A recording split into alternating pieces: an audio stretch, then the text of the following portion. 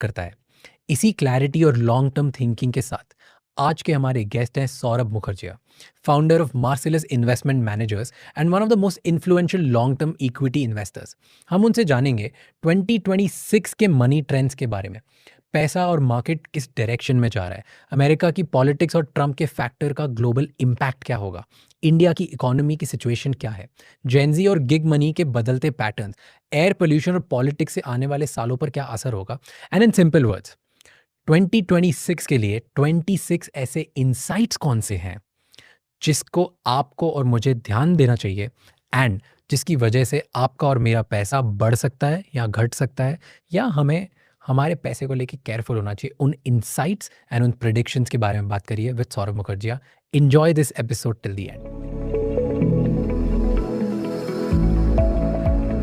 मुझे जानना है कि 2026 है, मुझे 26 प्रेडिक्शंस, इंसाइट्स सॉर्ट ऑफ, या कंट्री में या पूरे वर्ल्ड में भी चल क्या रहा है उस हिसाब से मुझे सेंस बनाना है, so that I am prepared to enter 2026 in a way कि मुझे पता है कि पैसे कहाँ बनने, कहाँ डूबने, या किस तरीके से सोचना है मेरे पैसे को लेके ताकि मैं बढ़ा सकता हूँ। That's all. That's my whole intention of this podcast. I want to understand what's going on in the world. कोशिश करेंगे। आपने काफी डिमांडिंग ब्रीफ है, have to say। Raj Shavani को हेल्प करना है पैसे बनाने में। I think at one level मुझे लग रहा है शायद मेरी कोई अहमियत नहीं है ऐसी चीज में, बट कोशिश करेंगे। Will try to make it interesting as well, because होगा क्या look, I mean to be honest, एक साल आगे क्या, कल सुबह क्या होगा कुछ पता नहीं हमको, राइट? कल सुबह क्या होगा पता नहीं, but what we are able to do, right? And this was the interesting aspect of what I did with you when I did the first podcast a year ago, right? तब मैंने बोला कि ट्रम्प इंडिया की band बजाएगा. I remember saying this to you in Jan 25, and when I told other people in Jan 25 कि Trump India की band बजाएगा, लोगों ने बोला नहीं बॉस, ट्रम्प तो इंडिया का बेस्ट फ्रेंड होगा, हमारी तो दोस्ती यारी होगी, the two countries will rise to greater heights together.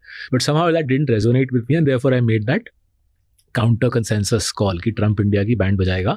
So I'll try to make a few more counter consensus calls today. इसमें रिस्क क्या है कि year hence I'll look like a complete fool, but I think उसके साथ मैंने समझौता काफ़ी छोटी उम्र में कर लिया, right? अगर जिंदगी में कुछ meaningful करना है, you have to run the risk of looking like a complete fool, and we're not going to worry too much about that. We'll just try to think about the world differently from what the conventional point of view on India is or the Indian economy is. Perfect, done. So tell me the first point. What's first thing जो हम सबको पता होनी चाहिए?